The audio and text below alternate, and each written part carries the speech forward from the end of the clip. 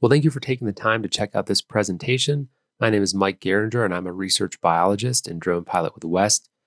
And my colleague Wally Erickson is a senior scientist at West with experience working on hundreds of wind and solar projects. The title of this presentation is Drones and Automated Photo Recognition Systems as a Potential Method for Bird Carcass and Bird Nest Detection at Solar Energy Facilities. As most of you are aware, bird fatality monitoring is a requirement at some solar energy projects, especially in the desert Southwest, usually those on public lands. Traditional methods for carcass searches typically require biologists to walk roads between panel sections and scan down rows for carcasses. And these surveys are often required on a weekly or bi-weekly basis, which can be a significant effort given that 40 to 50% of the solar field is typically required to be surveyed, sometimes in addition to other project features. So building on some previous work we've done, we thought perhaps drones and automated object detection could be used as an alternative approach here, the idea that it could be more efficient. And we do think that the use of automated object detection is necessary in order to make the drone method efficient, because without it, it would require a person to manually review all of the drone images to look for carcasses. And in case you're wondering, why don't you just look for them in real time? Well, we've tried that and it's just not feasible. You can't see the carcasses. And so that's the basis for the carcass portion of the study. And then regarding nest searching, kind of the same idea. Traditional methods require biologists to walk transects looking for nests. We think that the drone method could be more efficient because with the thermal camera, we may be able to detect them more easily. As far as the nest application, we think nest searching could be useful because it can allow us to demonstrate how solar projects can serve as habitat for nesting birds. And so we could use this survey to get a handle on things like nest density within a project. This 2-year study has not yet been conducted, and so I want to summarize what this presentation will cover. So I'll start by going over plans for year 1, which involves neural network development and testing, and then move on to describing year 2 work, which involves network refinement and a comparison study of the drone versus the human carcass search method. And then I'd like to end with some examples from some of our other projects involving drones and AI to highlight our experience doing this kind of work over the last couple of years. So year 1 involves 3 main steps. The first is data collection. We're going to use a drone to collect images of bird carcasses and bird nests. Step 2, we're going to use the images to train a neural network to detect carcasses and nests. And then step 3, we're going to put the network to the test, looking at detection and false positive rates for bird carcasses and nests. So I'll start with data collection. This work will be taking place at 2 adjacent solar projects in the desert Southwest. During spring 2021, we'll collect images of bird nests and nest surrogates for a 2-week period using a thermal camera on the drone. And we'll test 2 different flight heights to see which works best. And then during fall 2021, we'll collect images of both large and small bird carcasses or carcass surrogates for a 2-week period, and this will include 2 different flight heights as well as 2 different land cover types. The reason for including 2 land cover types is to make the network more robust when it comes to detecting carcasses in different backgrounds. So half of the carcass and nest images will be used for testing during year 1. The other half will be used later on to refine the network during year 2.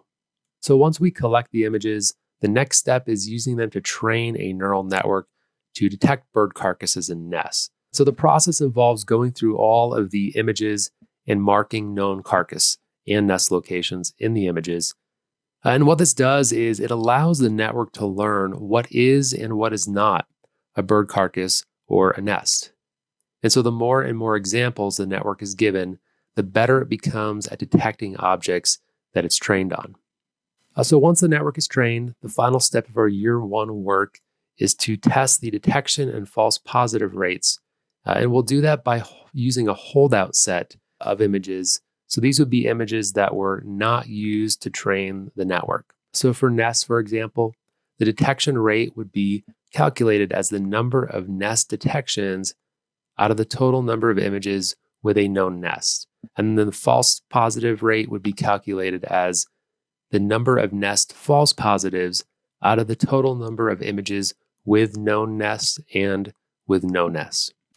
So moving on to year 2 plans, the second half of the images collected during the first year will be used for further network training in order to refine the network.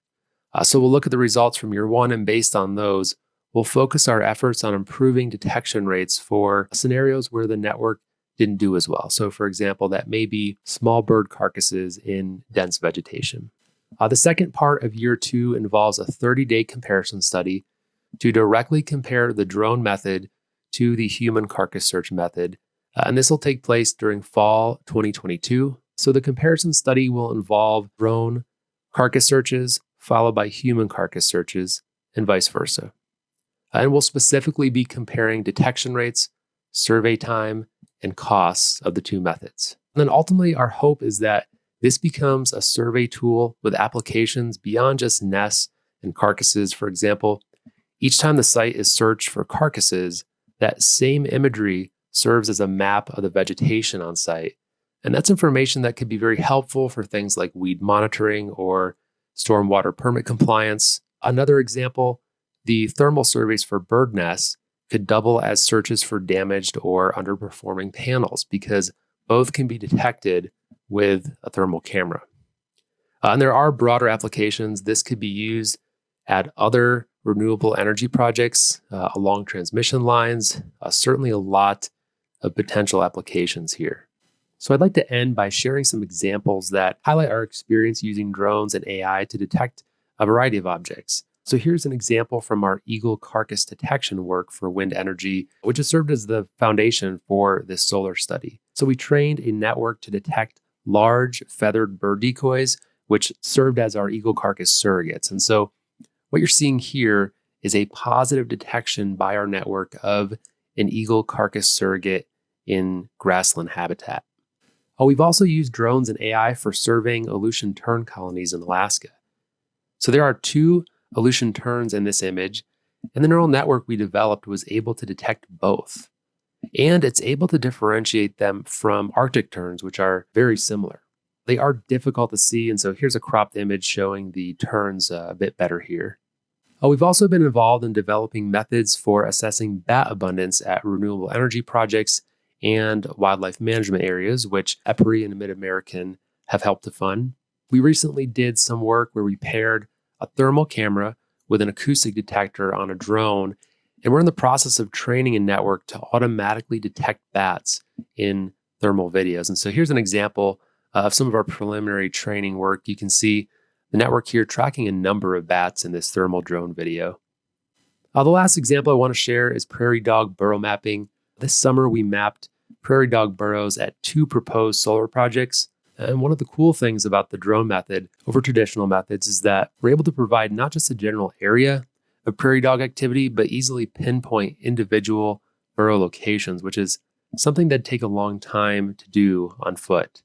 And we can map one roughly 1,600 acre site in about 8 to 12 hours. And we're currently working on developing a network for burrow detection. So as you can see, there are many potential applications for this drone and AI survey method. I'd like to thank DOE's Office of Energy Efficiency and Renewable Energy and the Electric Power Research Institute for supporting our work. I'd also like to thank Nextera Energy for providing study sites to make this work possible. If you have any questions, please feel free to reach out to me or Wally. And thank you again for taking the time to check out this presentation.